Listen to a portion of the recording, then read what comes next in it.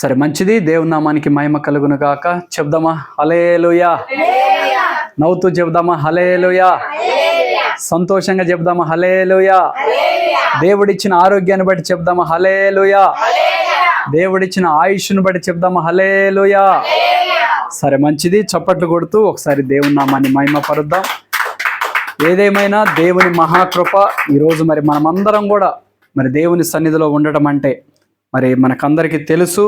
ఆయా ప్రాంతాల్లో మరి ఆయా ప్రమాదాల ద్వారా ఎంతోమంది మరణాలకి గురవుతున్నప్పటికి కూడా, చూడాలి నా వైపు అందరూ, మరణాలకి గురవుతున్నప్పటికీ కూడా దేవుని యొక్క మహాకృపను బట్టి ఈ రోజున మనమందరం కూడా సజీవులుగా ఉన్నామంటే అది కేవలం ఎవరి కృప? చెప్పాలి, అందరం చెప్పాలి. ఎవరి కృప? ఇంకాస్త బిగ్గరగా చెబుదాం. ఎవరి కృప? దేవుని కృప. హల్లెలూయా, హల్లెలూయా. సరే, కాబట్టి పిల్లరా, మంచిది. మరి ఈ మే నెలలో మరి ఈ మొదటి ఆదివారం రోజున మరి దేవుని వాక్యాన్ని మనం ధ్యానం చేయబోతున్నాం. దేవుని యొక్క వాక్యంలోనికి వెళ్తుండగా మనల్ని మనం సిద్ధపరచుకోవాలి. ఎప్పుడైనా సరే వాక్యము మనల్ని ఏం చేసేది? చెప్పాలి. వాక్యం మనల్ని ఏం చేసేది? దావీదు ఏమన్నాడు? పోయిన వారం మనం అనుకున్నాం. ఏమన్నాడు? నీ వాక్యము నా పాదములకు, చెప్పాలి బిగ్గరగా, నీ వాక్యము నా పాదములకు దీపము, నడిపించేది, వెలుగు. వాక్యం ఏమై ఉన్నది? బిగ్గరగా చెప్దాం. వాక్యం ఏమై ఉన్నది? వెలుగై ఉన్నది. అందుకే యేసుక్రీస్తు ప్రభుల వారే అన్నాడు, నేను వెలుగై ఉన్నాను గనక మీరును వెలుగై ఉండుడి అన్నాడు. యేసుక్రీస్తు వారు అనేకుల్ని వెలిగించాడు. కాబట్టి ఈ రోజున ఆయన బిడ్డలమైన మనం కూడా అనేకుల్ని ఏం చేయాలి? వెలిగించే వారిగా ఉండాలి. చూడండి, బాగా చీకటిగా ఉందనుకోండి, చూడాలి నా వైపు ఒకసారి. అసలు మనిషికి ఇట్లా చూస్తున్న ఏం కనపడని కారు చీకటి అనుకోండి, అక్కడ చిన్న అగ్గిపుల్ల గీసిన ఎంత వెలుగు వస్తుంది? చాలా వెలుగు వస్తుంది. అగ్గిపుల్ల చిన్నదే కావచ్చు, కానీ వెలుగుకున్నటువంటి శక్తి, అది వెలుగుకున్నటువంటి శక్తి. ఈ రోజులో మనం ఆరాధిస్తున్నటువంటి దేవుని యొక్క ఆయనలో ఉన్నది కూడా అదే. ఆయన వెలుగై ఉన్నాడు గనుకనే ఆయన మనల్ని వెలిగించిన ప్రకారమే మనం కూడా అనేకుల్ని ఏం చేయాలి? వెలిగించాలి. అని అంటే ఖచ్చితంగా మనలో ఏముండాలంటే వాక్యం ఉండాలి. ఎందుకంటే ఆ వాక్యమే వెలుగై ఉన్నది కనుక మన పాదములకు దీపమై ఉంటుంది. మనం అనేకుల్ని వెలిగించటానికి మనకి సహాయపడుతుంది. గట్టిగా చప్పట్లు కూడా దేవుని నామాన్ని మహిమపడదాం. హల్లెలూయా, హల్లెలూయా. కాబట్టి పిల్లరా, వెలుగై ఉన్నటువంటి వాక్యము మనకు అవసరం. ఏమంటే మనిషి ఎప్పుడైనా చీకట్లో ఉండడానికి ఇష్టపడతాడా, వెలుగులో ఉండటానికా? చెప్పాలి. ఎక్కడ ఉండటానికి? వెలుగునే ఇష్టపడతాడు. చీకటిని ఎవరు ఇష్టపడరు. చీకటిలో చూడండి, ఇప్పుడు మనం ఒక 3 రోజులు కరెంట్ లేదనుకోండి, ఏమంటాం? 3 రోజుల దాకా ఎందుకు, ఒక్క రోజు లేదనుకోండి, ఏమంటాం? కరెంటు తొందరగా వస్తే బాగు, కనీసం ఒక ఛార్జింగ్ లైట్ తెచ్చుకున్నా పోయేది. ఏమండి? ఎందుకు అనంటే వెలుగుకి అంత ప్రాధాన్యత ఉంది. వెలుగు అంత అవసరమై ఉన్నది. ఎందుకు అనంటే చీకట్లో నడిస్తే ఒకవేళ మనం వేసే అడుగు ఎక్కడ పడుతుందో మనకే తెలియదు. తెలుస్తుందా?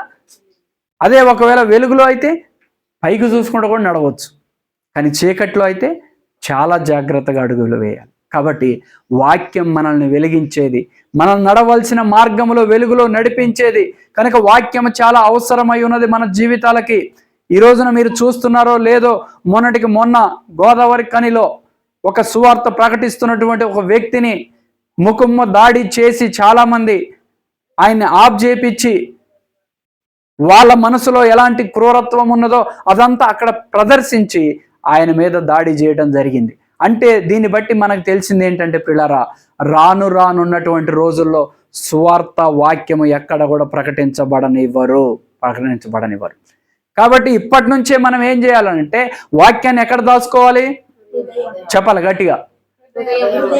మన హృదయంలో దాచుకోవాలి. అప్పుడే మనకు అవసరం, మనం నడిపించగలదు. కాబట్టి పిల్లారా, ఈ మధ్యాహ్న కాల సమయంలో కొద్ది నిమిషాలు వాక్యం మీద మీరు అందరూ దృష్టి పెట్టాల్సిందిగా ప్రభు పేరుతో మనవి చేస్తున్నాను.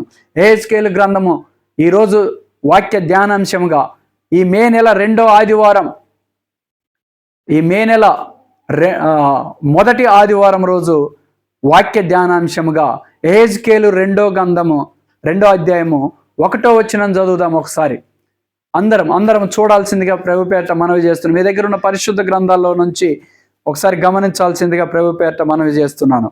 యెహెజ్కేలు గ్రంథము 2వ అధ్యాయము 1వ వాక్యం. చక్కగా నిలవబడుము, నేను నీతో మాట్లాడవలనని ఆయన నాతో మాట్లాడినప్పుడు ఆత్మ నాలోనికి వచ్చి నన్ను నిలవబెట్టెను. అప్పుడు నాతో వింటిని. దేవునికి స్తోత్రం చెప్దాం. హల్లెలూయా. ఒక్కసారి అందరం 2 చేతులు ఎత్తి హల్లెలూయా, హల్లెలూయా. ఏ గ్రంథం ఇది? బిగ్గరగా చెప్పాలి. యెహెజ్కేలు గ్రంథము 2వ అధ్యాయము 1వ వచనాన్ని మనం చదువుకున్నాం. ఇక్కడ ఎవరు మాట్లాడుతున్నారు? దేవుడే యెహెజ్కేలుతో మాట్లాడుతున్నటువంటి మాట. ఏమంటున్నాడంటే, నరపుత్రుడా నీవు చక్కగా నిలవబడుము. దేవుడు చెప్తున్నటువంటి మాట ఏమిటంటే, అయ్యా నువ్వు నిలబడాలి. యేసుక్రీస్తు వారు వచ్చింది ఎందుకు అని అంటే, నిలబడి ఉన్న వాళ్ళని పడేయటానికి కాదు ఆయన వచ్చింది, పడిపోయి ఉన్నటువంటి వారిని నిలబెట్టడానికి వచ్చాడు మన దేవుడు. దేవునికి స్తోత్రం చెప్దాం. హల్లెలూయా, హల్లెలూయా.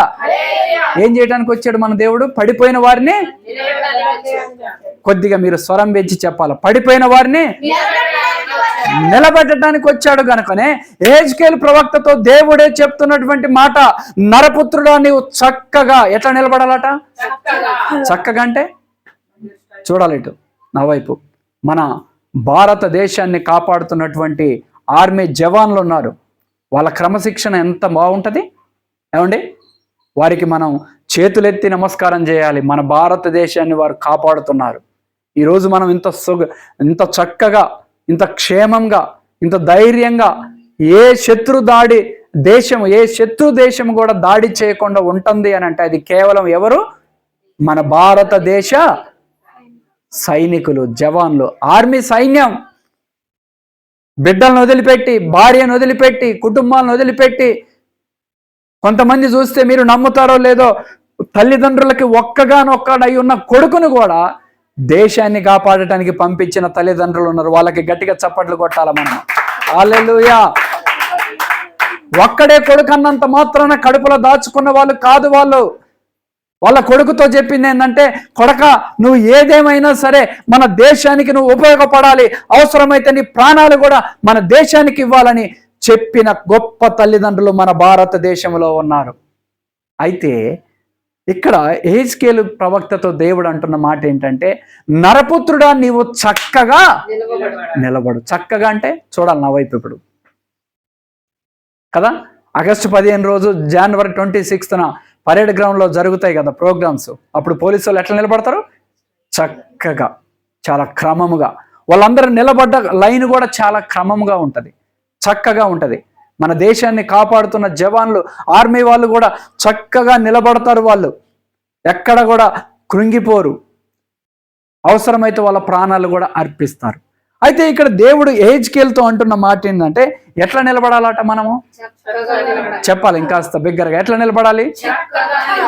చక్కగా నిలబడము అంటున్నాడు. అప్పుడేమంటున్నాడంటే, నేను చెప్పాలి ఆయన నాతో మాట్లాడినప్పుడు నిలవబెట్టెను. ఆయన మాట్లాడినప్పుడు ఏమైందట? ఆయన ఆత్మ ఎవరిలోకి వచ్చింది?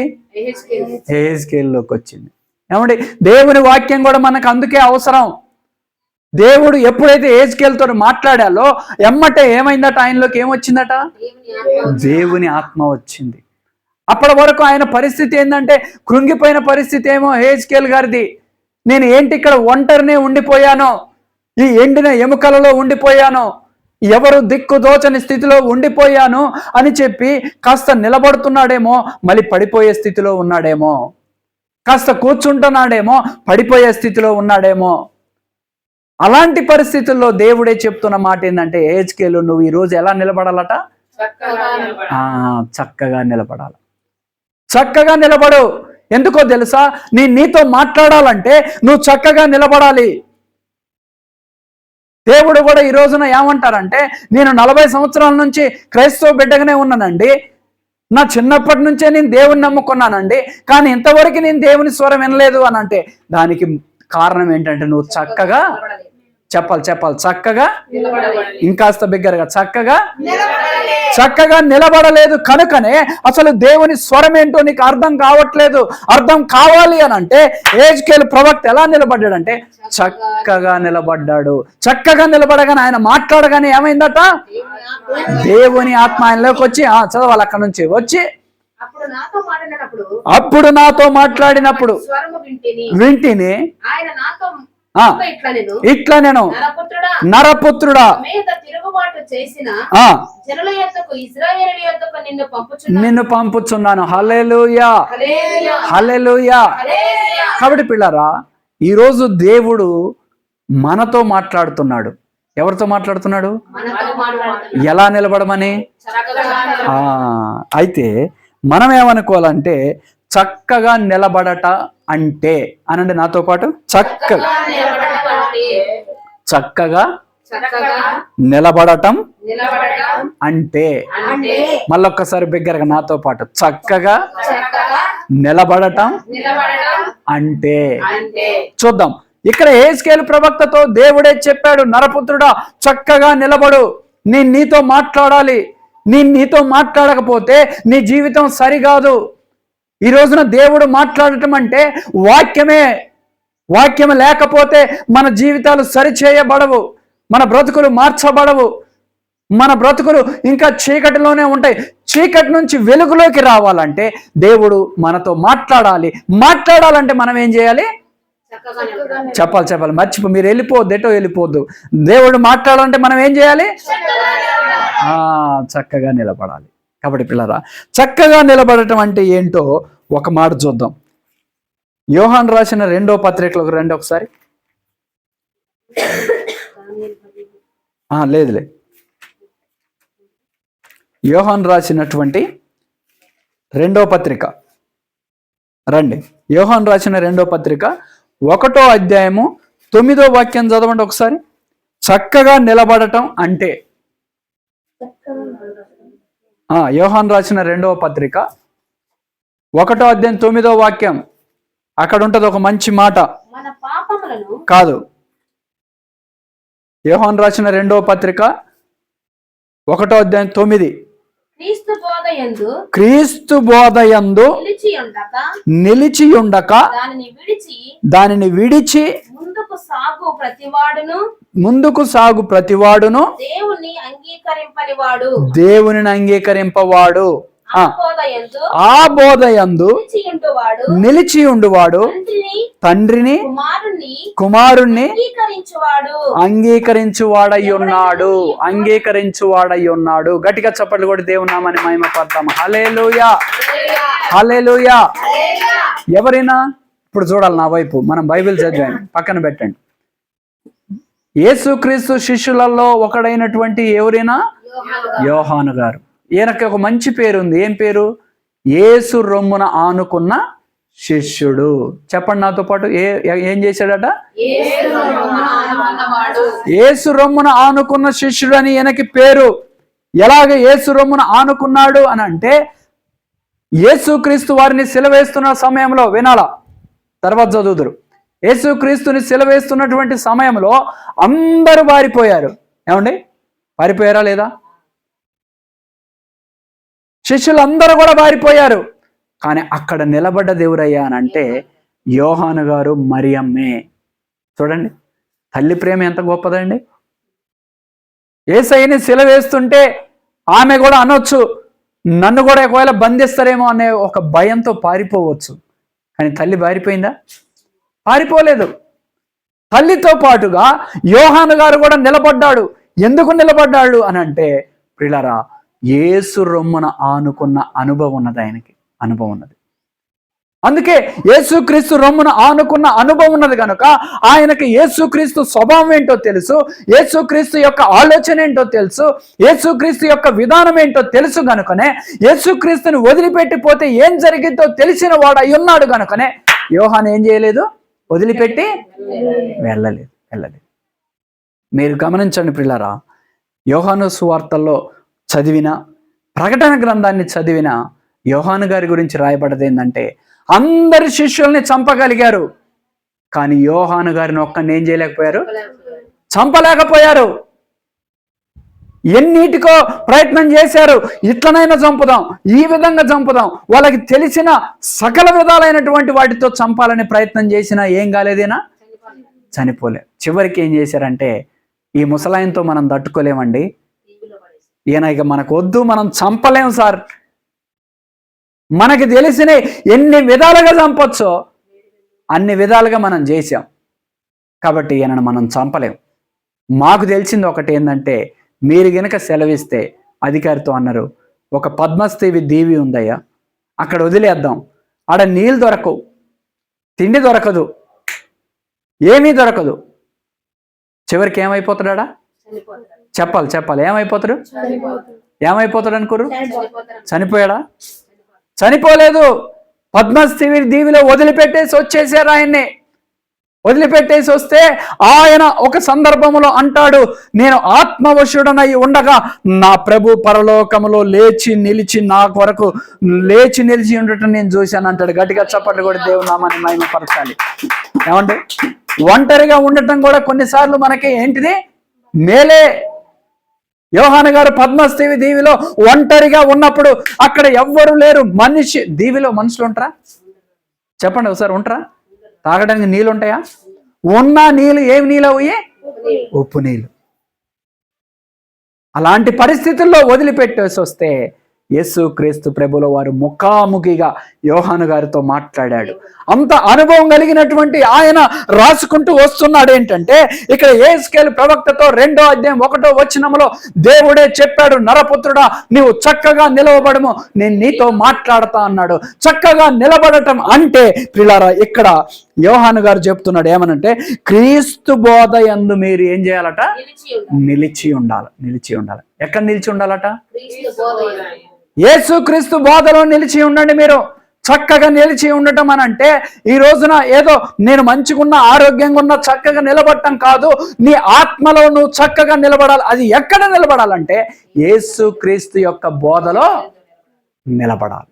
అందుకే ఇక్కడ ఆయన ఏమంటారంటే, క్రీస్తు బోధ యందు నిలిచి ఉండక దాన్ని విడిచిపెట్టు ప్రతివాడును దేవుని మంచిగినాల దేవునిలో నిలబడని వాడు అంటే యేసుక్రీస్తు బోధలో నిలబడని వాడు ఎవడట,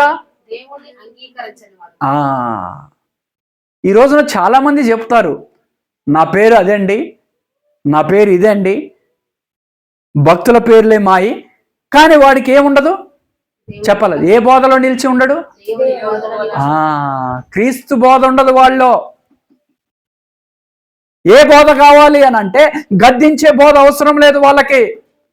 ఏ బోధ కావాలనంటే, నాయన నువ్వు ఏమన్నా చేసుకో, నువ్వు ఏడన్నా తిరుగు విచ్చలవిడిగా, నీకు నచ్చిన పాపాన్ని చేసుకో, కానీ ఆదివారం మాత్రం కనపడి నీ చేతిలో ఉన్నది ఏదో కాస్త కానుకాడ పడేసి ఒక కొబ్బరికాయ కొట్టిపో చెప్పేవాళ్ళు ఉన్నారు. ఇలాంటి బోధ కావాల్సింది ఏమండి? ఈ బోధలోనా నిలిచి ఉండాల్సింది? ఈ బోధలో నిలిచి ఉన్నాడు ఏదట చెప్పండి ఒకసారి, చెప్పాలి. క్రీస్తు బోధ యందు నిలిచి ఉండక దాన్ని విడిచిపెట్టు ప్రతి వాడును దేవుణ్ణి, ఎవరిని అంగీకరించని వాడు, అసలు యేసుక్రీస్తు యొక్క బోధే లేదు. కొన్ని సంఘాల్లో మీకు తెలుసో లేదో, యేసుక్రీస్తు యొక్క జననం ఏంటి చెప్పాలా, వినాలి ఒకసారి. యేసుక్రీస్తు యొక్క జననం ఏంటి, యేసుక్రీస్తు యొక్క మరణం ఏంటి, యేసుక్రీస్తు యొక్క పునరుద్ధానం ఏంటో ఎవరు చెప్పరు. కొన్ని సంఘాల్లో ఉంది ఇది, అవే ఇష్టపడి వెళ్తారు. అక్కడ క్రీస్తు బోధ ఉందా? మరి ఈ బోధలో నిలిచి ఉన్నవాడు ఎవరితో లేనట్టు చెప్పాలి. మీరు వింటారు ఒకసారి చెప్పాలి. ఎవరితో లేనట్టు? దేవునితో లేనట్టే. వాళ్ళు చెప్పుకుంటారు కేవలం మేము యేసుక్రీస్తుని నమ్ముకున్నామండి, మా ఇంట్లో అన్నీ ఉన్నాయి, పెద్ద బైబిల్ ఉంది, 5 కేజీల బైబిల్ ఉంది, ఇంటి నిండా పోస్టర్లు ఉన్నాయని చెప్పుకున్నంత మాత్రాన కాదు. క్రీస్తు బోధ యందు నిలిచి ఉన్నవాడే యేసుక్రీస్తు యందు అంగీకరించిన వాడు అవుతాడు. ఆయన క్రీస్తు బోధలో నిలిచి ఉన్నోడే ఆయన అంగీకరించిన వాడు. అందుకే ఇప్పుడు అక్కడ నుంచి చదవండి మళ్ళీ ఒకసారి. నిలిచి ఉండక దాన్ని విడిచిపెట్టు ప్రతివాడును అంగీకరింపని వాడు. మంచిగా వినాలి ఒకసారి. ఆ బోధ యందు నిలిచి ఉండువాడు కుమారుని అంగీకరించువాడు. గట్టిగా చప్పట్లు కూడా దేవుని నామాన్ని మహిమపరుద్దాం. ఏమండి? ఆ బోధ అంటే క్రీస్తు బోధ యందు నిలిచి ఉండువాడు ఏమైతాడట? తండ్రిని అది. అందుకే మనం ప్రార్థన చేసేటప్పుడు ఎట్లా చేయాలి ప్రార్థన చెప్పండి ఒకసారి. చెప్పండి, చెప్పు, మళ్ళీ మింగుతామేం సగం. అందుకే కొన్ని చోట్లలో అమ్మా మీకేమొచ్చు చెప్పండి చేయెత్తానంటే ఇది చేయెత్తినట్ట, ఇది చేయెత్తినట్ట, ఇది ఇట్ట పడతారు. ఇది కాదు, చెప్తే పూర్తి చెప్పాలా. ప్రార్థన ఎట్లా చేయాలి? యేసుక్రీస్తు వారే మత్తయి సువార్త 6వ అధ్యాయంలో నేర్పించాడు. కాబట్టి మీరు ఇలాగూ ప్రార్థన చేయుడి. ఎలాగూ? పరలోకమందున్న మా తండ్రి. అందుకే ఇక్కడ ఏమంటున్నాడంటే ఆయన, ఆ బోధ యందు నిలిచి ఉన్నవాడు తండ్రిని కుమారుణ్ణి అంగీకరించిన వాడై ఉండును. దేవునికి స్తోత్రం. హల్లెలూయా. చక్కగా నిలబడట అని అంటే మనం ఎక్కడ నిలబడాలి? క్రీస్తు బోధలో నిలిచి ఉండాలి. ఎప్పుడైతే క్రీస్తు బోధలో నిలిచి ఉంటామో అప్పుడు మనం తండ్రిని కుమారుణ్ణి అంగీకరించిన వాళ్ళం అవుతాము. దేవునికి స్తోత్రం. హల్లెలూయా, హల్లెలూయా. కాబట్టి పిల్లరా ఇక్కడ చూస్తే మనకి యోహాను గారే స్పష్టంగా రాస్తున్నాడు, అయ్యలారా మీరు ఎక్కడ నిలబడ్డా ప్రయోజనం లేదు, ఎవరి దగ్గరికి వెళ్ళి చేతులు కట్టుకొని నిలబడ్డా మీకు పెద్దగా ప్రయోజనం లేదు.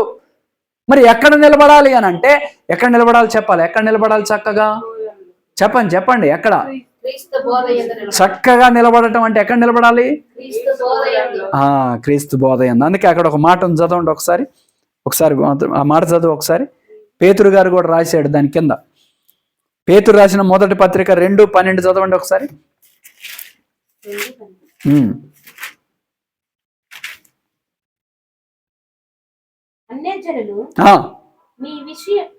కాదు,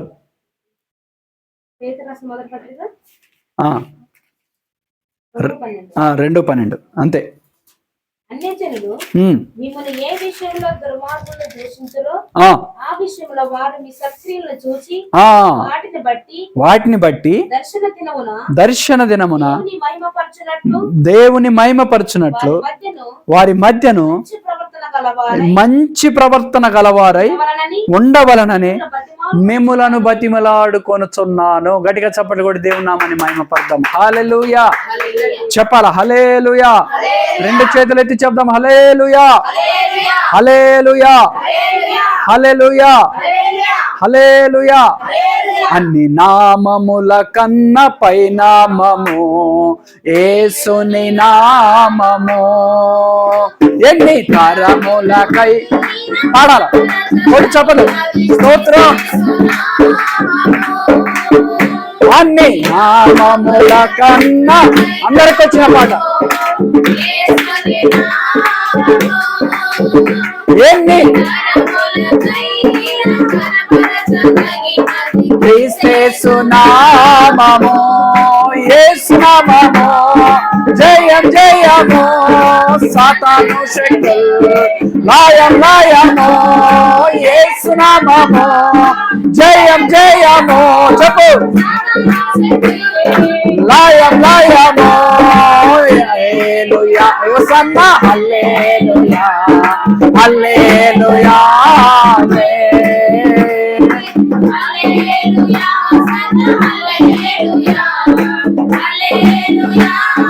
హల్లెలూయా చెప్దాం. హల్లెలూయా హల్లెలూయా.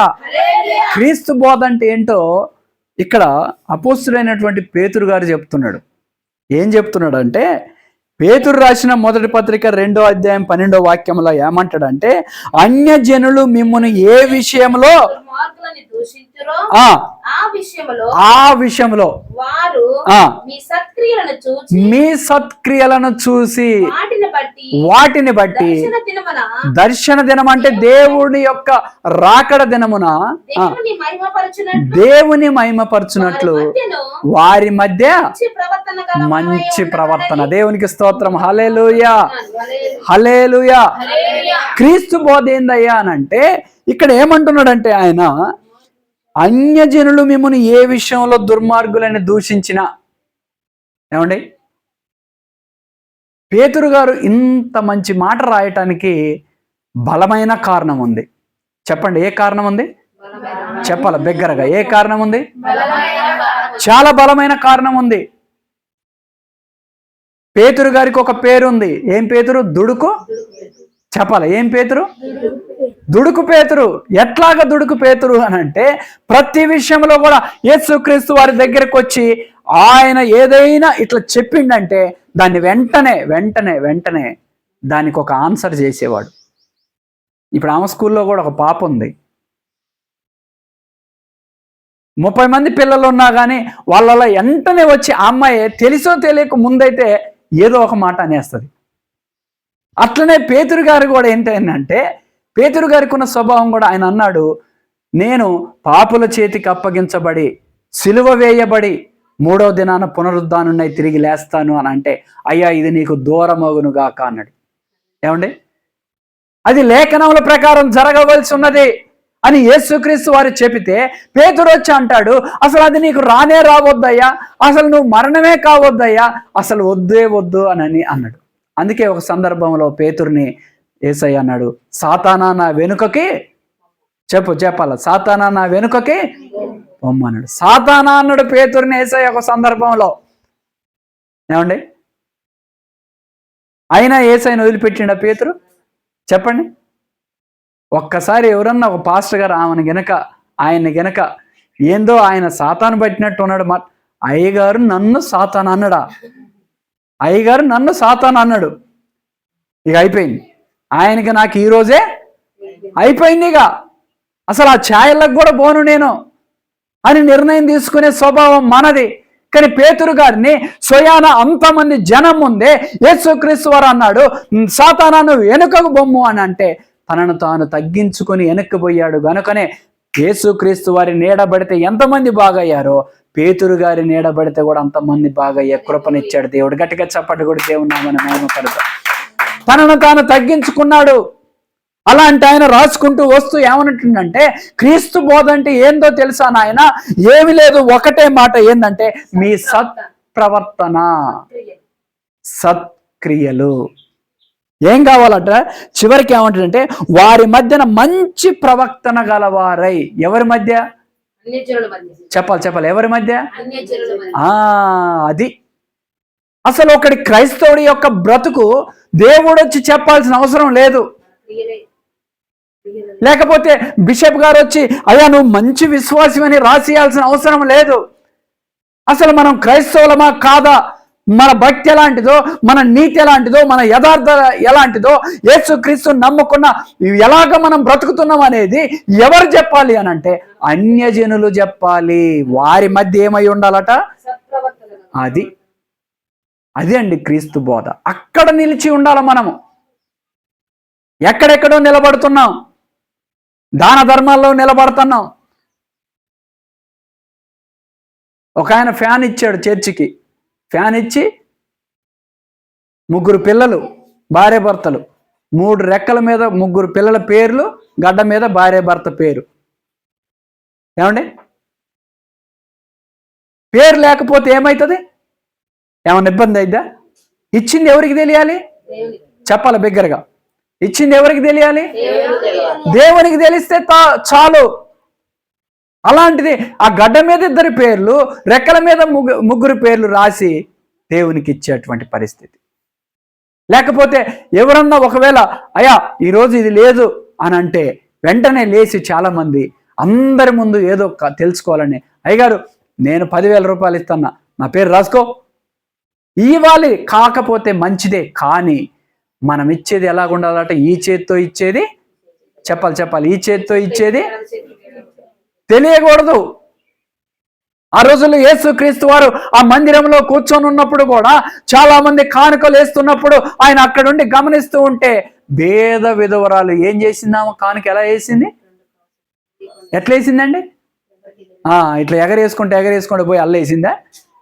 తనకున్నది అదే, దాన్నే బిగబట్టుకొని కనపడకుండా అయ్యో నేను విధవరాల్ని, నేను బీదదాన్ని, వీళ్ళంతా బాగా ఉన్నోళ్ళు ధనికులు, వాళ్ళ ముందు నేను ఎంతటిదాన్ని అని కొంగు ముఖాన కప్పుకొని ముఖం కనపడకుండా ఇలా పట్టుకొని వెళ్ళిపోయి వేసి ఉంటుంది. కానీ ఎవరిని చూశాడు దేవుడు? చెప్పాలి, ఎవరిని చూశాడు? ఆమెనే చూశాడు దేవుడు. ఇక్కడ పేతురు కూడా చెప్తున్న మాట ఏమిటంటే, అన్య జనుల మధ్య మీ క్రియలు మంచిగా ఉండాలి. ఎలాగుండాలి అని అంటే, అవసరమైతే వాళ్ళ కొరకు మీరు కడుపు మార్చుకొని అయినా వాళ్ళకు అన్నం పెట్టే విధంగా ఉండాలి. ఏమండి? అన్ని జనుల మధ్య ఎట్లా ఉండాలి? మంచి ప్రవర్తన కలిగి ఉండాలి. స్టార్టింగ్లో ఈ కాలనీ వేసినప్పుడు 2018లో ఇక్కడే ఉన్నాం మేము, చిన్న గుడిసేసుకొని. ఆశీష్ ఫౌండేషన్ వాళ్ళు వచ్చి భోజనాలు పెట్టేది, ఈ టైంకి వచ్చేవాళ్ళు. చిన్న ఇక్కడ ఉండి ఆడ నిలబడి ఇట్లా చూస్తే ఆ వ్యాన్ కనపడంగానే ఉరుకుతా ఉండేవాడు నెక్కరేసుకొని వస్తుందని. ఎందుకంటే అప్పుడు కరోనా, లాక్డౌన్, వండుకోవడానికి కూడా ఏమి లేవు. వాళ్ళు ఇచ్చేది. మేము నలుగురం వెళ్ళి అట్లా నిలబడి వాళ్ళని అందరిని లైన్లో నిలబెడుతుంటే నా ఆశ ఏంటంటే, ముందు పిల్లల ఆకలి తీరాలి. ముసలోళ్ళు లేనోళ్ళు ఉంటారు గుడిసెల్లో, వాళ్ళకి ఎవరిస్తారు? మనం అంటే నడుచుకుంటూ వచ్చాం, అందుకుంటున్నాం, ఒకరికి 2 ప్యాకెట్లు అందుకొని దాచుకుంటున్నాం. కానీ ముసలోళ్ళు ఉన్నారు, పిల్లలు ఉన్నారు, కూలికి పోయిన వాళ్ళు ఉన్నారు, వచ్చిన తర్వాత తినడానికి కావాలని అందరినీ ఒక క్రమంలో నిలబెడుతుంటే అది గమనించిన ఆశీష్ ఫౌండేషన్ సారు అందరు తీసుకుంటున్నా కానీ మేము నిలబడుకోకుండా పక్కకు నిలబడితే వాళ్ళు అందరూ వెళ్ళిపోయిన తర్వాత నిజంగా మీరు నమ్ముతారో లేదో, ఆ ట్రేలలో తెచ్చినవి అయిపోయినప్పటికి కూడా వాళ్ళు క్యాబిన్లో కొన్ని ఉంచుకొని మేము అనుకున్న దానికంటే, ఊహించిన దానికంటే 2 అంతలుగానే మాకు ఇచ్చి వెళ్ళిపోయేవాళ్ళు. దేవునికి స్తోత్రం. హల్లెలూయా, హల్లెలూయా.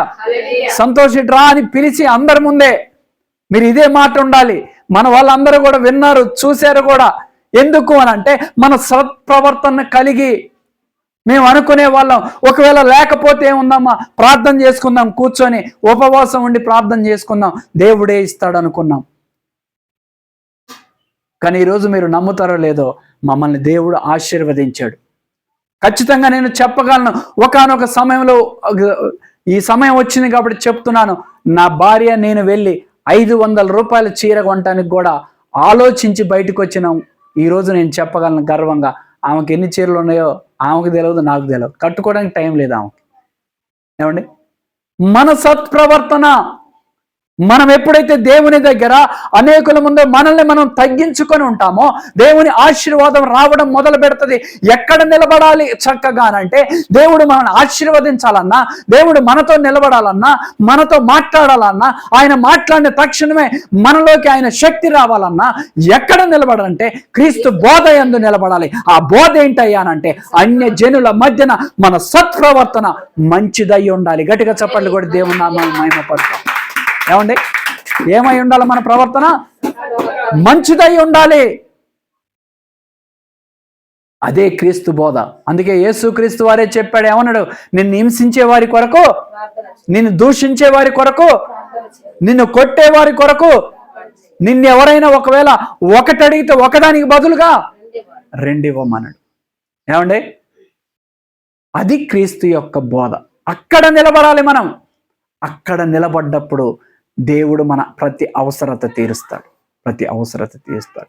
కాబట్టి పిల్లారా, ఈ ఉదయకాల సమయంలో దేవుడు వాక్యము ద్వారా మనతో మాట్లాడుతున్నటువంటి మాట, యెహెజ్కేలు గ్రంథం 2వ అధ్యాయము 1వ వచనంలో ఏమన్నాడు? ఆయన, నరపుత్రుడా చక్కగా నిలవబడుము, నేను నీతో మాట్లాడుతా అన్నాడు.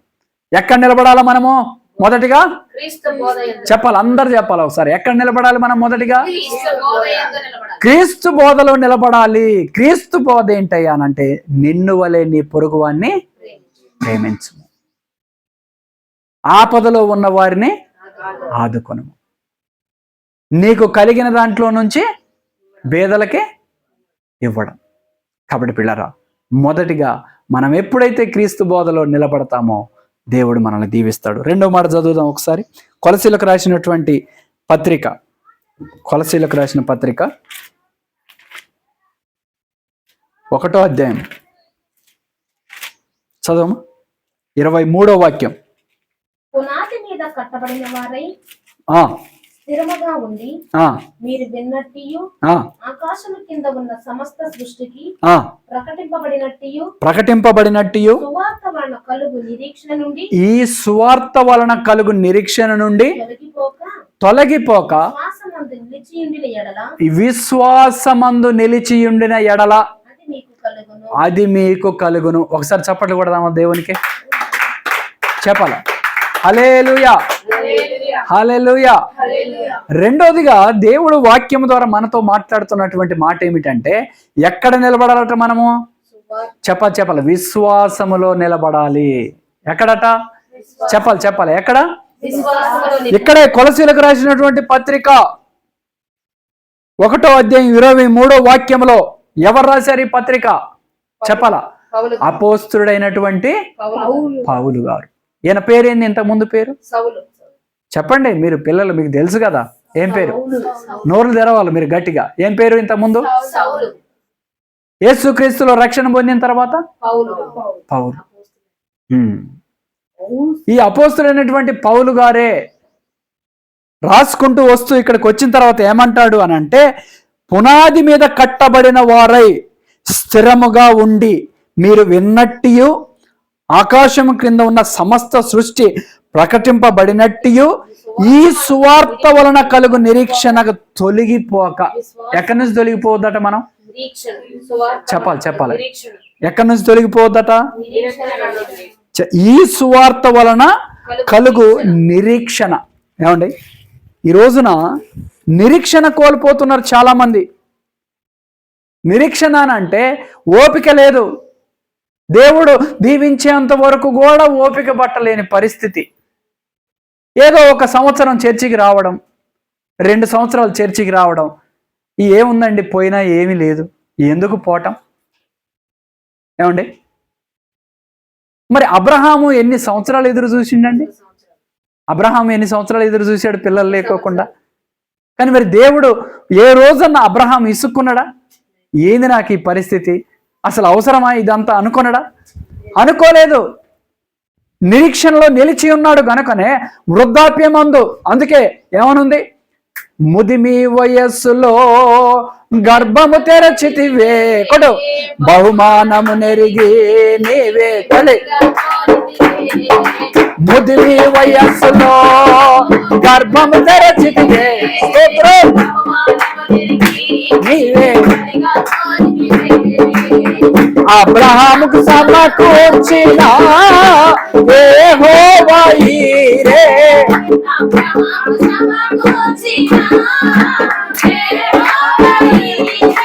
హల్లెలూయా, హల్లెలూయా నీకే ఆరాధన.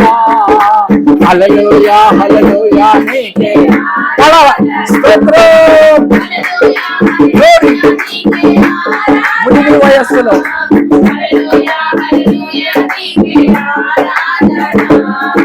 ముదిమి వయస్సులో గర్భము తెరచితివే బహుమానము నెరిగి బలిగా కోరితివే.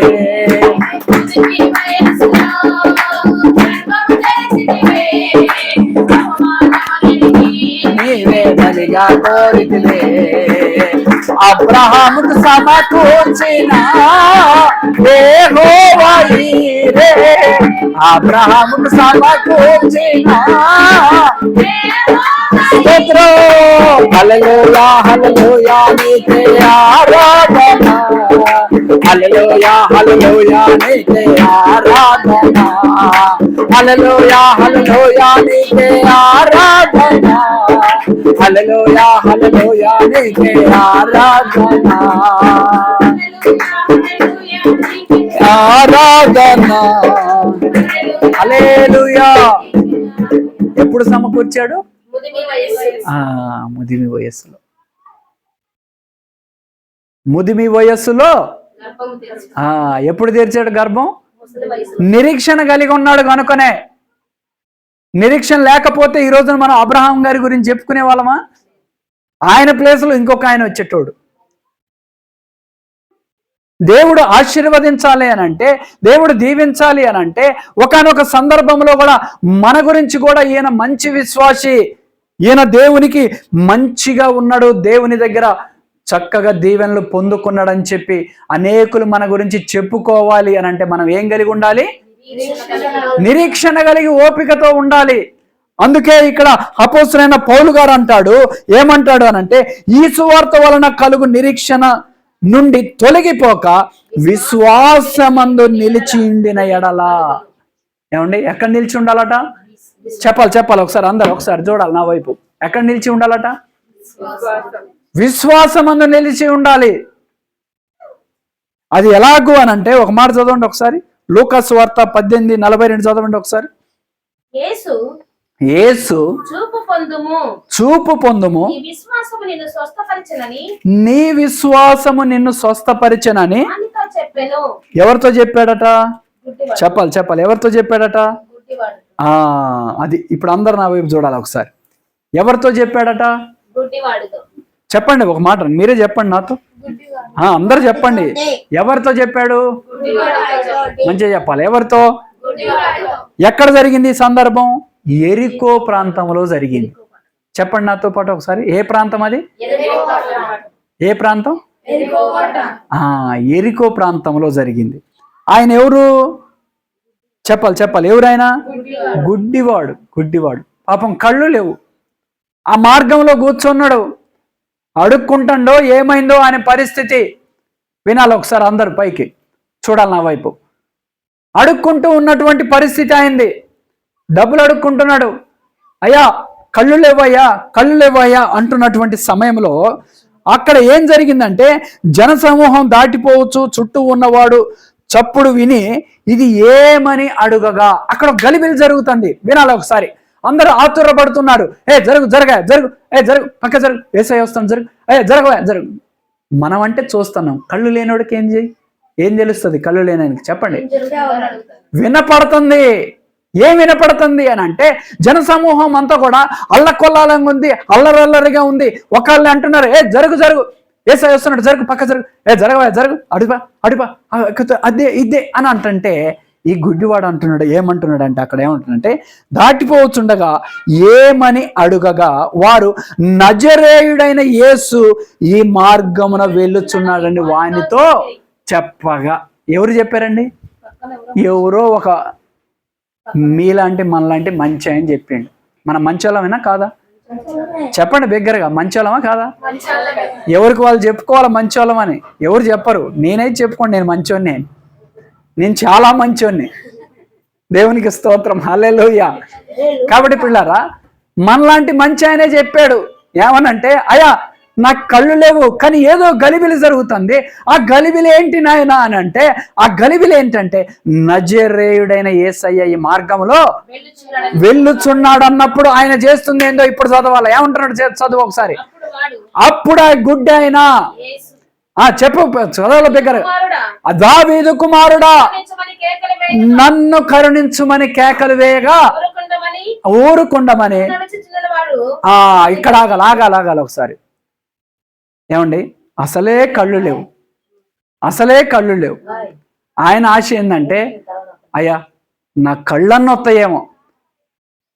యేసయ్య చేసినటువంటి కార్యాలు కళ్ళతో చూశాడైనా? ఏం చేశాడు? చెప్పండి ఏం చేశాడు? విన్నాడు. కనుకనే నజరేయుడైన యేసు మార్గంలో వస్తున్నాడు అని అంటే ఏం జరుగుతుందయ్యా అని అంటే, మనలాంటి మంచోడు ఏం చేసిండంటే, యేసయ్య వస్తుండని చెబితే ఈయన ఏం చేస్తుండట? దావీదు కుమారుడా నజరేయుడైన యేసు అని కేక వేస్తుంటే, కొంతమంది లాంటి మంచోళ్ళు కానోళ్ళు ఏం చేస్తుండ్రు? ఏమంటారు ఆయన ఇప్పుడు? చెప్పు. ఆగు, నువ్వు గుడ్డోడివి, ఆగు. ఏంది కేకేస్తానవేంది? యేసయ్య కోసం కేకేస్తానవేంది అంటే, పిల్లరా, ఈ రోజున చాలామంది యేసయ్యని పిలుస్తుంటే అడ్డుపడుతున్నారు. వారి ఆత్మీయ నేత్రాలు మూయబడి అనేక మంది పాపములో చీకటిలో మునిగిపోతూ మమ్మల్ని రక్షించేవాడా లేడా అని చెబితే మనం సువార్తలు ప్రకటించినప్పుడు యేసయ్య దగ్గరికి రావడానికి కొంతమంది వస్తుంటే ఈ రోజున కొంతమంది ఏం చేస్తున్నారు? ఎలా అడ్డుపడుతున్నారంటే ఈ గుడ్డివాడు కూడా బిగ్గరగా కేకేస్తాడు, ఈ రోజుతో నా గుడ్డితనం పోతది, నజరేయుడని యేసు నామములో శక్తి ఉన్నది, స్వస్థత వస్తుందని బిగ్గరగా కేక వేస్తుంటే ఏమంటండి అక్కడ ఒక ఆయన? ఏమండి ఏం చేయమంటాడు? ఊరకుండమని అన్నా గాని ఈ గుడ్డి ఆయన ఏం చేస్తాడు? ఇది పెద్దగా చదవాలి. ఇప్పుడు ఏం చేస్తాడు ఈ గుడ్డి ఆయన? మరి ఎక్కువగా దావీదు కుమారుడా నన్ను కరుణించమని కేక వేసే. గట్టిగా చప్పట్లు కొట్టాలి దేవునికి స్తోత్రం. హల్లెలూయా. ఏమండి ఆగిపోమ్మంటే ఆగిపోమ్మంటే ఆగిపోయాడా? ఆగిపోయాడా? ఆగిపోలేదు. అక్కడ ఒకళ్ళు వచ్చి మనలాంటి మంచోడేమో యేసయ్య వస్తాడు చెప్పిండు. కొంతమంది లాంటి చెడ్డోళ్ళు ఏం చేశారు? ఆగిపో, ఏంటో అనేది ఇది, మేము యేసయ్యతో ఉన్నాం, మాకే యేసయ్యతో ఒక పని ఉంది, మా ఇంటికే తీసుకుపోవాలి. ఎందుకో తెలుసా? మా ఇంట్లో వాళ్ళందరూ బాగుండాలి. ఏమండి అందరూ కోరుకునేది ఏంటి? ఎవడే అన్న పోని మా కుటుంబంలో మాత్రం అందరూ బాగుండాలి అనే అటువంటి ఒక స్వభావం కలిగిన వాడు ఏమంటుండంటే ఏ ఆగో అని గుడ్డి ఆయన ఆపినప్పుడు మరి ఎక్కువగా, చెప్పండి నాతో పాటు ఈ మాట, మరి ఎక్కువగా కేక వేసి యేసయ్యను పిలిచాడు. ఏమండి అప్పుడు యేసయ్య ఏం చేశాడు చదవండి. అంతటా యేసయ్య నిలిచి వానిని తన యొద్దకు తీసుకొని రమ్మనెను. వాడు దగ్గరికి వచ్చినప్పుడు ఆయన ఇది చాలా ప్రాముఖ్యమైందండి. అప్పటి వరకు ఒక ఎత్తు, ఇప్పుడు చూడాలి నా వైపు మీరంతా. ఏమండి అప్పటి వరకు ఒక ఎత్తు, ఎప్పటి వరకు? పిలిచే అంత వరకు ఒక ఎత్తు. త్రాసులో ఈ రెండు పెట్టి, మనం ఇప్పుడు కూరగాయలు జోకుతారు కదా, త్రాసులో ఈ రెండు పెట్టి తూచినప్పుడు ఈ రెండు సమానం అవ్వాలి. ఇప్పుడు అప్పటి వరకు పిలిచింది ఒక ఎత్తు, ఇప్పుడు ఏమంటున్నాడు? దేవుడే అడుగుతున్నాడు. ఏమని అడుగుతున్నాడు? అది నేను ఏం చేస్తానని నువ్వు ఎక్స్పెక్ట్ చేస్తున్నావు. ఈరోజు దేవుడే మనతో మాట్లాడుతున్నటువంటి మాట. నువ్వు మందిరానికి వచ్చావు సరే, ఎక్కడ ప్రార్థన అంటే అక్కడికి వెళ్తున్నావు సరే, నీ పేరు మరియమ్మే కావచ్చు, మార్తమ్మే కావచ్చు, లుదియమ్మే కావచ్చు, ఇంకే అమ్మాయినా కావచ్చు, నేనేం చేయగలనని నువ్వు అనుకుంటున్నావు చెప్పు అని దేవుడు అడిగితే అప్పుడు ఆయన అంటున్నాడు. ఏమంటున్నాడు? ఆ గుడ్డివాడు ప్రభువా చూపు పొందగోరుచున్నానయ్యా. ఎందుకో తెలుసా ప్రభువా, నువ్వు అనేక మందిని స్వస్థపరిచినవని నేను విన్నానయ్యా. ఈ మార్గంలో గుడ్డివాడిని పడిపోయి ఉంటే నా కుటుంబ సభ్యులు నన్ను పట్టించుకున్న వాళ్ళు లేరయ్యా. కనీసం నాకు ఇంత ఆశ్రమం కలిగించిన వాళ్ళు లేరు. చివరికి నన్ను కన్న బిడ్డలు కూడా వదిలిపెట్టిపోయిన స్థితిలో నేను బ్రతుకుతున్నాను. కానీ నీ దగ్గర నుంచి నేను పొందుకునేది ఏంటిదట? చదవాలి ఒకసారి. ఏమంటుండో? ఏం పొందగోరుచున్నాడట? చూపు పొందగోరుచున్నాను. అప్పుడు యేసయ్య అంటున్న మాట ఇప్పుడు చదవాల. అది చూపు పొందుము, నీ విశ్వాసమే నిన్ను స్వస్థపరచనని వానితో చెప్పాను.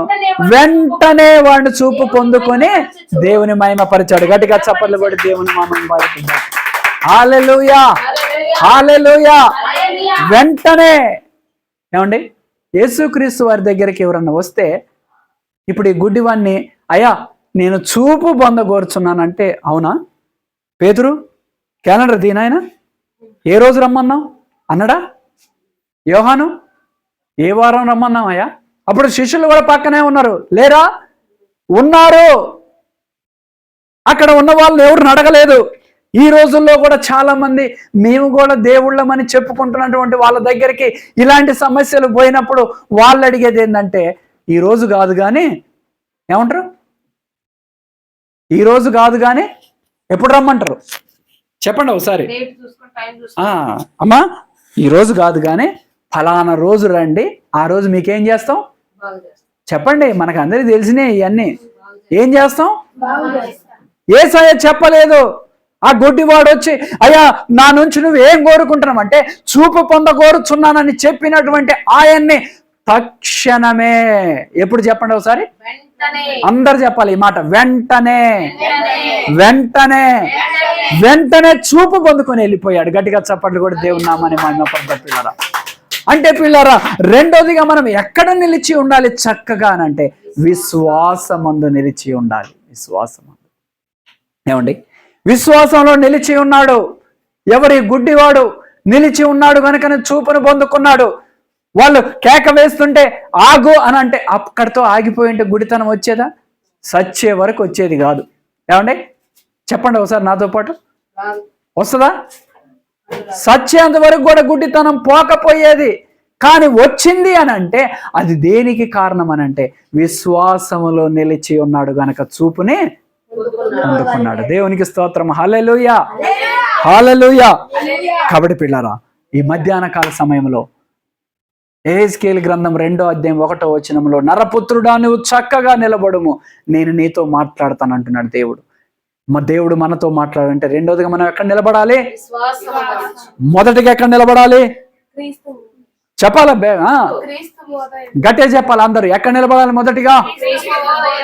రెండోదిగా విశ్వాసంలో నిలబడాలి. ఇంకొక మాట చదివి ప్రార్థన చేద్దాం. యోహాను రాసినటువంటి మొదటి పత్రిక మన ఎడల దేవునికి ఉన్న ప్రేమను మనం ఎరిగిన వారమై. యోహాను రాసిన మొదటి పత్రిక 4వ అధ్యాయం 16వ వాక్యం. మన ఎడల దేవునికి ఉన్న ప్రేమను మనం ఎరిగిన వారమై నమ్ముకొని ఉన్నాము. దేవుడు ఏమై ఉన్నాడట? ప్రేమస్వరూపి అయి ఉన్నాడు. ప్రేమయందు నిలిచియుండువాడు దేవుని యందు నిలిచి ఉన్నాడు. ఇప్పుడు గట్టిగా చప్పట్లు కూడా దేవుని నామాన్ని మహిమపడదాం. హల్లెలూయా, హల్లెలూయా, హల్లెలూయా. ఎవరు చెప్తున్నారు ఈ మాట? చెప్పాలి. ఎవరు? ఎవరు? యోహాను గారు చెప్పాలి. ఎవరు చెప్తున్నారు ఈ మాట? చూడాలి, నా వైపు చూడాలి అందరు. ఎవరు చెప్తున్నారు ఈ మాట? యోహాను గారే రాస్తున్నారు. మొదటి పత్రికలో ఇది ఏమంటే 4:16లో ఏమంటున్నాడు అంటే, ఆయనకు తెలిసినటువంటి వరకు ఏమంటున్నాడు అంటే, మూడోదిగా మీరు ఎక్కడ నిలబడాలయ్యా అని అంటే ప్రేమలో నిలిచి ఉండాలి. ఎక్కడ నిలిచి ఉండాలి?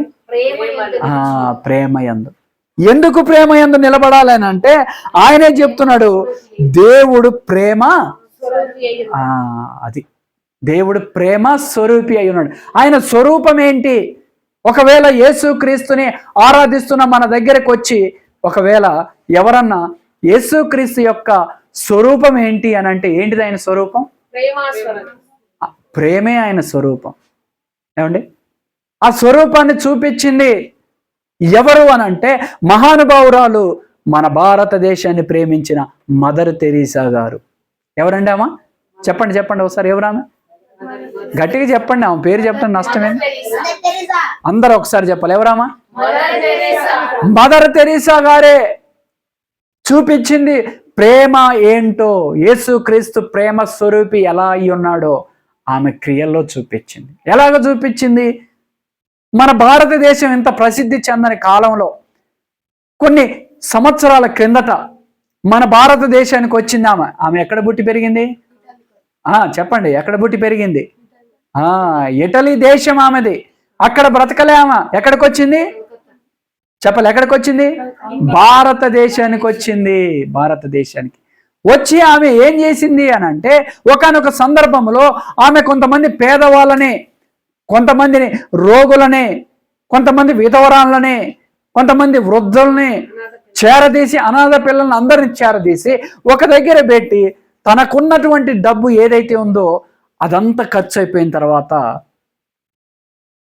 వాళ్ళ కోసం అడగటానికి ఆమె బయటకు వచ్చేసింది కొన్ని పరిస్థితులను బట్టి. ఈరోజు అంటే మన ఖమ్మం ఇంత ప్రసిద్ధి చెందింది, హైదరాబాద్ ఇంత ప్రసిద్ధి చెందింది. కానీ ఒకానొకప్పుడు మన భారతదేశంలో ప్రసిద్ధి చెందినటువంటి ప్రాంతం ఏదైనా ఉంది అని అంటే ఏంటిది? అది కల్కత్తా. చెప్పండి ఒకసారి, ఏంటిది అది? కల్కత్తా. కొన్ని సంవత్సరాల క్రితమే కల్కత్తా డెవలప్డ్ సిటీ. అక్కడ అన్నీ ఉన్నాయి.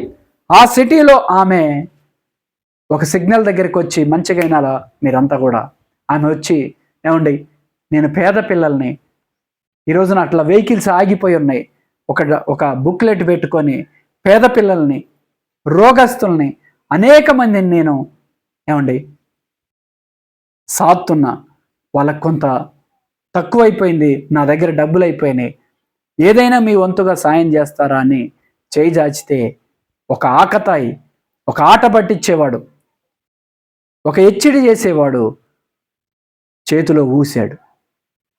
ఆ ఊసిన ఉమ్ముని ఇలా పిరికిడి పట్టుకొని వెనకకి బట్టి, ఇది నాకిచ్చారు, ఆ పిల్లలకి ఏమని ఇస్తారని ఎడం చేయి జాపింది. ఏమండి ఏంటిది? ఏమై ఉన్నది? చెప్పాలి, ఏమై ఉన్నది? ఇది దేవుని ప్రేమ. కుడి చేతిలో ఊస్తే ఆ ఉమ్ముని వెనకకు పెట్టుకొని, ఇది నాకిచ్చారు, కానీ ఇదిగో ఈ ఎడం చేతిని జాపుతున్నాను, నేను జాతున్న చేరదీసిన పిల్లలకి ఏమన్నా ఇవ్వగలరా అన్నాడు. ఆ ఊసిన మనిషే చలించిపోయి కొన్ని సంవత్సరాలు ఆ పిల్లల్ని జాదటానికి ముందుకు వచ్చాడు. గట్టిగా చప్పట్లు కొట్టి దేవుని నామాన్ని మహిమపరచాలి. ఏమండి దేవుడే ప్రేమ స్వరూపి అయి ఉన్నాడు అని మదర్ తెరీసా చూపించింది క్రియల్లో. ఎలాగూ అనంటే అనేక మందిని చేరదీసి, ప్రేమించి, వారి రోగాల్ని, గాయాల్ని కడుతూ, వారిని బాగు చేస్తూ, వారి కొరకు ఎంతగానో తాపత్రయపడ్డది. ఏమండి అలాంటి ఏమని కూడా కొంతమంది గిట్టని వాళ్ళు ఏం చెప్పారు అనంటే, అసలు ఏమో మన దేశంలో ఉండొద్దు, ఏది ఏమైనా సరే ఏమని మన దేశంలో నుంచి పంపించేయాలి, లేదా చంపేయాలని ఒక నిర్ణయం తీసుకొని ఒక వ్యక్తికి డబ్బులు ఇచ్చి కూడగొట్టుకున్నప్పుడు, ఆమె గదిలో ఉన్నప్పుడు ఈ వ్యక్తితో అన్నారు, నువ్వు ఏం చేస్తావో తెలియదు, ఆమె ఒంటరిగా ఉన్నప్పుడు ఆ గదిలోకి వెళ్ళి ఆమెను నువ్వు చంపేసేయాలి అని అంటే, కొంత డబ్బుకు ఒప్పందం కుదిరించుకున్నాడు. చంపుదామని రాత్రికాల సమయంలో వచ్చి ఆమె ఏం చేస్తుందా అని కిటికీలో నుంచి చూసినప్పుడు, పిల్లరా మీరు నమ్ముతారో లేదో, అప్పుడే టీబీ రోగంతో రక్తం గక్కుంటూ, గిలగిలలాడుతూ, ప్రాణం పోతూ, కక్కుతుంటే దోసిడితో వాంతును పడుతూ పడేసి మళ్ళీ కడిగి ఆ వ్యక్తిని మందులేస్తూ బాగు చేస్తున్నటువంటి దృశ్యాన్ని చూశాడు. ఆ వ్యక్తి కత్తి బొడ్లో పెట్టుకొని వచ్చిన ఆ వ్యక్తి ఒక్కసారిగా కత్తి పడేసి ఆమె కాళ్ళ మీద బోర్ల పడి, అమ్మ నన్ను క్షమించని ఏడ్చాడు.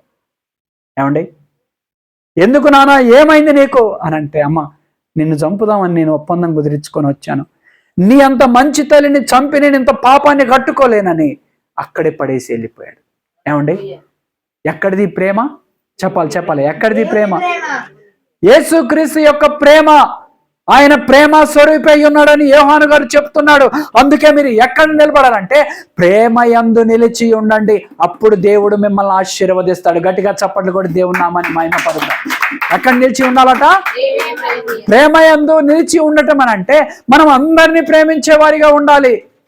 ఏమండి కొంతమంది ఎవరిని ప్రేమిస్తారు? కొంతమందినే ప్రేమిస్తారు. నేను కొంతమందిని గమనించా, కొన్ని చోట్ల మాట్లాడుకుంటుంటే వాళ్ళకున్నటువంటి ఒక 50 మంది చుట్టాలుంటే 50 మందిలో 25 మంది ఒకవైపు, 25 మంది ఒకవైపు లేరా? చుట్టాలే ఇల్లు, ఒక కడుపున పుట్టిన అన్నల తమ్ములే. ఈ అన్న వైపు ఒక 10 మంది, ఈ తమ్ముడు వైపు ఒక 10, చెప్పండి ఒక 10 మంది. వీళ్ళతో మాట్లాడుకోరు, వీళ్ళతోనే. వీళ్ళు ఏదైనా ఫంక్షన్ చేస్తే వీళ్ళని అడుగుతారు, వీళ్ళకి ఫోన్ చేస్తే అంటారు, వీళ్ళంటారు వాళ్ళు వస్తారా? ఇప్పుడు మనలాంటి వాడు ఫంక్షన్ చేస్తాడు, పలానా రోజు మాది ఫంక్షన్ ఉందండి రావాలంటే, మా అన్నయ్యకి చెప్పినవా? చెప్దాం అనుకుంటా, వాళ్ళు వస్తే మేము రాము. లేరా ఇట్లాంటి వాళ్ళు? మా అన్నయ్యకి చెప్పినవా? చెప్పలేదండి, మరి అందరికీ ఇప్పుడే చేస్తానంటే వాళ్ళు వస్తే మేము రాము. ఇది ప్రేమ కాదు. అందరం కలిసి ఐక్యమత్యంతో దేవుని ప్రేమని ఎలాగానంటే ఖచ్చితంగా మన క్రియల్లో చూపించే వారిగా. అది ఎలాగూ అనంటే మదర్ తెరీసా వలె మన సాయశక్తుల మన వంతుగా అవసరమైతే పేదలకి సాయం చేసేవారిగా ఉండాలి. దేవునికి స్తోత్రం, హల్లెలూయా. కాబట్టి పిల్లరా ఇక్కడ ఏమంటున్నాడంటే ఆయన ప్రేమ యందు మీరు. అందుకే ఒక మాట చదివి ప్రార్థన చేద్దాం. రోమపత్రిక 12:20 చదవండి ఒకసారి. రోమపత్రిక కాబట్టి 12వ అధ్యాయము 20వ వాక్యం. నీ శత్రువులు ఆ ఆకలి కొని ఉంటే ఆకలి కొని ఉంటే భోజనము పెట్టుము, అతనికి భోజనం పెట్టుము, కొని ఉంటే దప్పి కొని ఉంటే దాహమిమ్ము. దాహానికి ఇమ్ము. గట్టిగా చప్పట్లు కొట్టు దేవునికి స్తోత్రం. హల్లెలూయా, హల్లెలూయా. ప్రేమలో నిలిచి ఉండటము అని అంటే ఇక్కడ ఏమని రాయబడదంటే రోమపత్రికలో 12వ అధ్యాయం 20వ వాక్యంలో ఏమంటుందంటే, కాబట్టి నీ శత్రువు ఆకలిగా ఉన్నప్పుడు ఆహారం పెట్టండి, దాహం వేసినప్పుడు నీళ్లు పెట్టు, చెప్పాలి దాహం వేసినప్పుడు మంచినీళ్ళు ఇవ్వాలి. ఏమండి? కాబట్టి పిల్లరా, మనకంటూ శత్రువులు ఎవరు లేరు. మనకి శత్రువులు ఎవరు కూడా లేరు. ఉండకూడదు కూడా అసలు. సాతాను శత్రువు. కాబట్టి పిల్లరా, ఈ మధ్యాహ్న కాల సమయంలో ఎహెజ్కేలు గ్రంథం 2వ అధ్యాయము 1వ వాక్యంలో దేవుడు ఏమంటున్నాడు? నరపుత్రుడా, నీవు చక్కగా నిలవబడుము, నేను నీతో మాట్లాడతాను. దేవుడు మాట్లాడాలి అని అంటే, దేవుని శక్తి మనకు కావాలంటే మనం ఎక్కడ నిలబడాలి? ప్రేమలో నిలబడాలి. అప్పుడు దేవుడు మనల్ని బలపరుస్తాడు. కాబట్టి ఇప్పుడు మీరు చెప్పాలా, మనం 3 మాటల్ని చూసాం. నరపుత్రుడా, నీవు చక్కగా నిలబడు, నీతో మాట్లాడతానంటే మనం అనుకున్న ఒక మాట, చక్కగా నిలబడటం అంటే మొదటిగా ఎక్కడ నిలబడాలి? క్రీస్తు బోధలో నిలబడాలి. రెండవదిగా విశ్వాసంలో నిలబడాలి. మూడవదిగా ప్రేమ యందు నిలిచి ఉండాలి. దేవునికి స్తోత్రం. హల్లెలూయా, హల్లెలూయా. ఎప్పుడైతే మనము క్రీస్తు బోధలో నిలిచి ఉంటామో ఖచ్చితంగా దేవుడు మనకు సహాయం చేస్తాడు. విశ్వాసంలో నిలిచి ఉన్నప్పుడు ఆ గుడ్డివాడికి చూపునిచ్చిన దేవుడు ఈ రోజున ఆత్మీయ నేత్రాలు మూసుకుపోయి ఉంటే వాటిని తెరచి ఆయన చూసే అవకాశాన్ని కలగజేస్తాడు. ప్రేమ యందు నిలిచి ఉన్నప్పుడు ఖచ్చితంగా ప్రేమ స్వరూపి అయి ఉన్న దేవుడు ఆయన కూడా మనల్ని ఏం చేస్తాడు? ప్రేమిస్తాడు. అనేకులకి దీవెనకరంగా ఆశీర్వాదకరంగా నిలబెట్టుకుంటాడు. కాబట్టి పిల్లరా, ఈ మధ్యాహ్న కాల సమయంలో దేవుడు ఈ వాక్యం ద్వారా మనతో మాట్లాడాడు. ఎంతమంది నమ్ముతున్నారు మాట్లాడాడని? చెప్పాలి. ఎంతమంది నమ్ముతున్నారు మాట్లాడాడని? మరి నమ్మితే బిగ్గరగా చప్పట్లు కొట్టి దేవుని నామాన్ని మహిమపరుద్దాం. దేవుని వాక్యము నన్ను బలపరిచింది, దేవుని వాక్యము నన్ను స్థిరపరిచింది, ఇదిగో ఆయనే నాతో మాట్లాడాడని చెప్పినటువంటి మనమందరము కూడా ఒక ప్రార్థన చేసుకుందాం. అందరం మోకరించినట్లయితే ఇదిగో ఈ యొక్క ఆదివారపు ఆరాధనలో, ఈ మే నెలలో మొదటి ఆదివారం రోజున దేవుడే మనతో మాట్లాడుతున్న మాట, మనల్ని చక్కగా నిలబడమంటున్నాడు ఆయన. ఎలా నిలబడాలంటే చక్కగా నిలబడితే, ఆ చక్కగా నిలబడ్డప్పుడు దేవుడు మాట్లాడతాడు. చక్కగా మనం ఎక్కడ నిలబడాలి అని అంటే మొదటిగా క్రీస్తు బోధలో నిలబడాలి, రెండోదిగా విశ్వాసములో నిలబడాలి, మూడోదిగా ఆయన ప్రేమలో నిలబడాలి. అప్పుడే దేవుడు మనల్ని ఆశీర్వదిస్తాడు, దీవిస్తాడు. అట్టి కృప దేవుడు మనకు అనుగ్రహించును గాక. ఆమేన్, ఆమేన్, ఆమేన్.